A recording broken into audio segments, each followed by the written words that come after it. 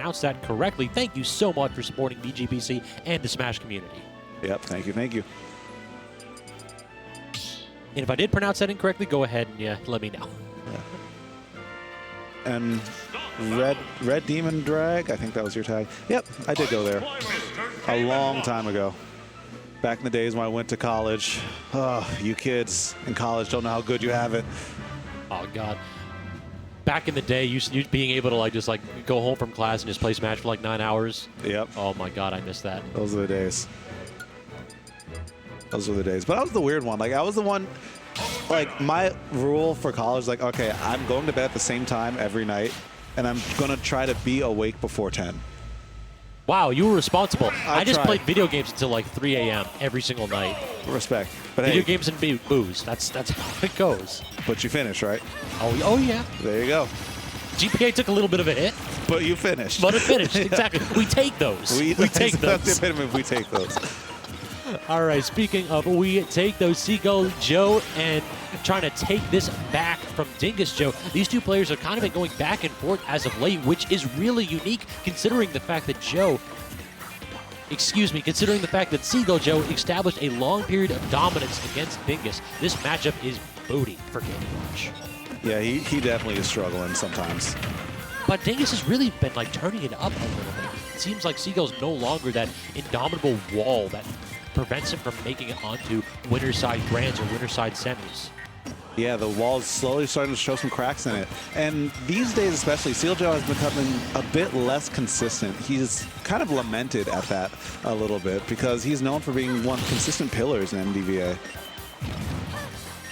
But these days, the game's hard and the competition's even harder. There's a lot of new blood coming up here. I mean, Seagull Joe really did have a period where he was just the wall in Smash 4. Nobody that was ranked below him ever beat that man for a solid 2 years. Yeah. Now it's every now and then he gets 33rd. It's oh my God, I'm in shambles. It's we got some good players out here nowadays. Yeah, you got to be practicing. You got to really make sure that you're on your P's and Q's. So far, it's kind of gone the way that I've expected it to. Every time Dingus Joe gets a parry, he's able to make something out of it. But he doesn't really get those long strings against Palu because this is a lighter weight character. He doesn't really fastball as much as, say, David Spacey's. But when your combo game is decreased and when you kind of have to rely on those straight hits to get the stocks, Dingus gets it, but already 61%.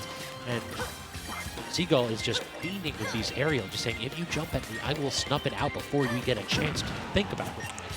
And for what it's worth, Dingus Joe did very well to get the stock there because it was past the percent where he could get something very easy. So you have to get a hard read. So getting that hard read at that percent so early is huge. Because now you got your couple throws in and it's almost even. Very true. And for perhaps Game & Watch's worst matchup, Dingus Joe seems to have adopted a different playstyle that's factoring in really, really well. He's playing a lot more grounded than we usually see. A lot more just down tilts at non-kill percent. Yeah, and dashing back and forth, being so patient. And that's it. That's a stock. Dingus Joe has a stock lead in this set. Yeah, speak a little bit too soon here as Seagull immediately falls off the Angel platform, back airs this man into oblivion. 2 for 2 is Seagull taking this down to the last stock. Yeah, dead even for the moment. But Dingus Joe, he's been so good at sealing out stocks in this game. If he can just keep this up, it'll be huge. It'll be huge because normally Game Watchers struggle to get in and find the kill against Palutena with the huge wall of hitboxes like nair, back air, things like that. Well, look at the commitment that Joe has had to, that Dingus has had to do, where he basically had to toss out things like down smash. That's a committal move. If you miss that, you're getting a hard punish. And Seagull gets killed with back air. Back air pretty safe. And Dingus Joe maybe a little bit too thirsty, or maybe Seagull Joe remembered who he was. It was okay, I don't have to approach. This character has barely any limbs. I'm a goddess with a shield.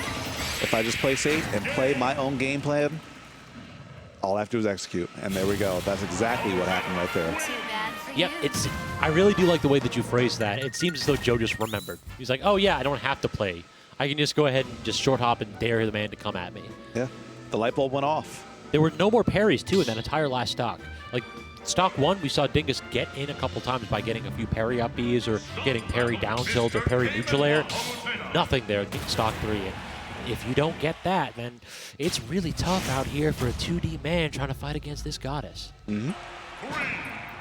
But he's going to do his best for the everyday man who is two-dimensional, doing it for the culture. 2D brethren, rise up, because you can't rise in the Z-axis, I guess. I'll stretch, but I'll let you have it. Just like Seagull Joe's letting him have it right now, 45 right off the bat. Look at that standing grab range. Every time Palutena gets a standing grab, I'm just like in awe. His character's grab range is incredible for everything except for dash grab.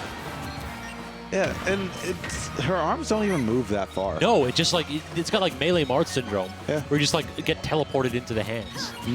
Because you want to go in Palutena's arms. The goddess's embrace. No. Yeah, I know I do. Hey, anyway. 63 to 75%. Dingus Joe getting a back air and eating a lot of damage from the auto reticle. Oh my god, almost lands that down smash. That likely would have been a stock. So out of curiosity, do you know, will auto reticle and explosive flame fill up bucket immediately in one hit? Yes. That's what I thought. So basically bucket's not really all that useful. Well, auto reticle is weird because like you can fall away from some of the hits, but like if each bullet is a projectile that's absorbed, and like really explosive flame has like 50 something hitboxes, so it feels like the only really use you can get out of bucket in this matchup is just the last hit of explosive flame. yeah, The last that's the hit's only one strong, that but everything else is so weak in this that Game & Watch can't really like use that bucket to eliminate Palutena's camp game. Because yeah, you get 3 auto reticles absorbed, it's not really going to help you that much, and then you can't reflect anymore. Yeah, I mean it's a little something, but it's I don't know if it's worth it. Oh, that's an air dodge? You're fine. Okay. Seagull unable to get that down tilt game going there as Dingus Joe able to get back from that linear option when all he had left was on B. And this is one of those few matches where I can excuse Seagull Joe from going off stage with Nair because as Game & Watch, it's not really worth it. Yeah, Game & Watch just gets back for free, man. His character's recovery is good. Yeah, intangible very early, but as long as you keep the ledge trapping up, Seagull Joe is just ready to always expand upon the cards that are in his deck.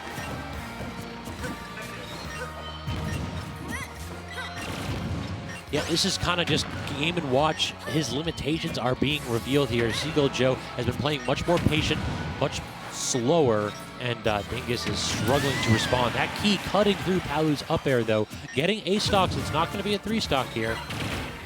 That was a do-or-die situation. Because if he didn't throw out that down air exactly with that timing, he would have been hit by Seagull Joe's up air and would have definitely been dead. Very true.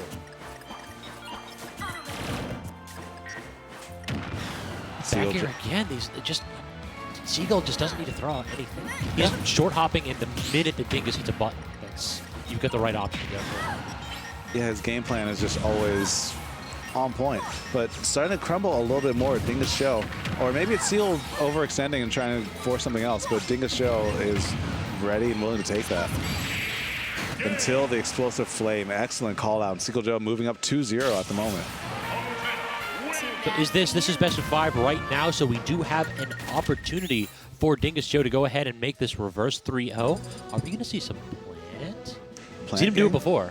I think he kind of has to. After that, how that game 2 went and how decisively in Seagull Joe's favor it was, you got to join up with a plant game or like hit up some secondary, you know?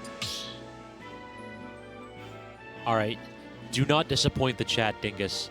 Show this man you are the best Joe. Oh. No, come on. Dang, not even baiting us. Don't you do it. He's already locked. Wait, no, it's Seagull actually won that game, so Seagull has to pick first. I don't think Dingus Joe cared. He was like, I'm going Game & Watch. All right, ride or die. I can respect it. I mean, he's not doing it for the culture, but he's doing it for that W.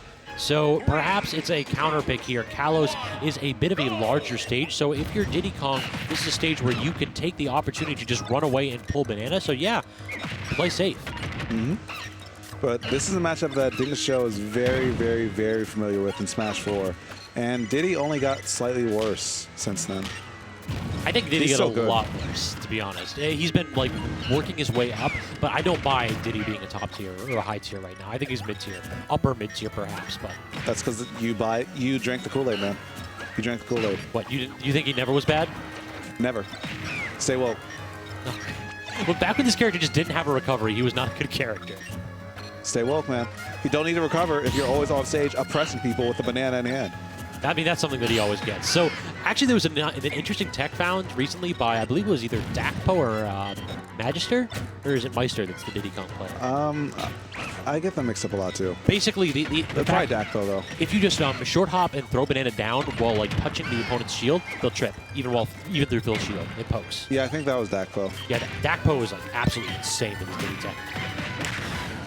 Down tilt into up smash. That was perhaps bad DI there by Dingus Joe, not recognizing that he could have held out and lived longer. That's the way to go ahead and do. You want to hold out against the Diddy Kong up smash. And Seagull Joe able to sneak his way back through there. And using the monkey flip, I'm very surprised that it didn't connect there, but look at this. It's going to lead some good damage. Quick 35.4. Another banana on the shield. And Dingus Joe, we saw, I think it was a set earlier today, Archie versus someone else. A lot of Diddy's use banana on shield as a mix-up to see what option you're going to do after that, because you're in shield stomp for a bit. You need to do something. And Dingus Joe's been doing a very good job of mixing up what options he chooses whenever he gets hit by banana on shield. Yeah, banana on shield's usually a check. It's safe enough so that, I mean, you're never minus with banana on shield. I want to say it's like +1, actually. I hope not. That's scary. It's basically you never get anything off of it for the most part because they can do anything before you try to get like a dash grab or anything like that. But it's so quick. Item toss in general in this game is absolutely phenomenal, particularly out of a jump because you can jump cancel your shield into item toss. That's a frame 7 option. Yeah, it's so quick.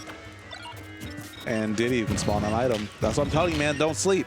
This character has stuff. He does. His limitations are just a lot clearer in this version than they are in other ones. He has a lot of trouble making comebacks. He basically just plays neutral, and against characters that do unfair things outside of neutral, he has a little bit of trouble competing. I still think he beats a lot of the sword carry in this game, actually, free. Like, this might be seen as the worst matchup. Yeah, I can see that. It's just that we're so used to Diddy being, like, stupidly, amazingly good that whenever he's toned down and made just decent, we're like, oh man, Diddy sucks. No, he's just been riding this wave of privilege for the last decade. Never been a bad character. Never. And he's still not. Don't sleep. I'm very passionate about this, okay? These Diddy mates have been gaslighting me for the past, like, 7 months. Like, oh, Diddy sucks. He's not bad. The sad thing is that you're not actually wrong. Dakpo has actually been gaslighting people. He keeps retweeting, like, Diddy is bad memes because he's trying to get the character buffed, and it worked twice. Yep. Shout out to Dakpo. That man playing the IRL metagame. Diddy mains. It's like this Diddy main is ready to take the game. It looks like basically what we've been seeing here, just Diddy Kong has really good neutral. Game & Watch can't not compete sometimes. Yeah, but when he does compete, he gets a little something, but just not enough. Like there, he got the uppy out of shield, but nothing else after that. He has banana in hand, but at this point, he's just looking like he's holding it just to spite Seagull. I mean, if Game & Watch had a lead, then yeah, you could get something out of that, but he didn't have a lead. Yeah. Up smash? Okay. Yeah, you Great can double jump jump out of that. Very smart by Seagull. Running up tilt, the reversed hit killing. That's new. I mean, it's new and old at the same time.